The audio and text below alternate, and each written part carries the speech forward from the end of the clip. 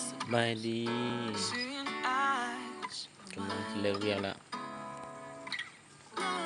สู้เห็นเวียกเชียงเวียกก็อ้วกนั่นคือต้องสู้เท่านั้นสิจะชนะ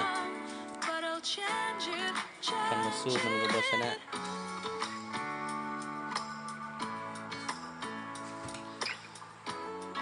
วันเดย์จัดเบือนโดยการสู้กับมันอย่ายอมแพ้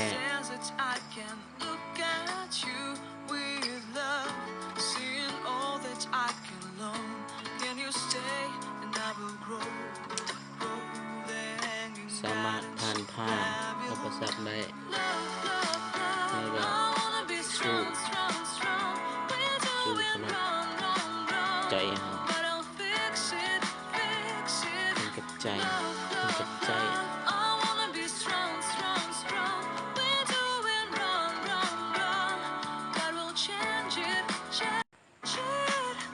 สิ่ง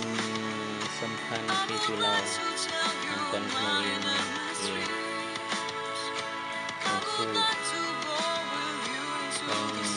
อารมณ์สู้ในการแต่งเวียกในการเรียนในการแต่งเวียกแต่มือเราแพ้ก่อนสู้มันยังแพ้สุดท้ายเรียนวันเดียวกันถูกแล้วฉะนั้นต้องสู้เพื่อให้อยู่รอดมาหอมเรียนในอนาคตไม่ยอมแพ้เด้อสู้ต่อเยอะสักวันจะเป็นวันของเราสักวันชีวิตเราจะดีขึ้นสักวันเราจะมีคือเขาสักวันเราจะหอมเรียน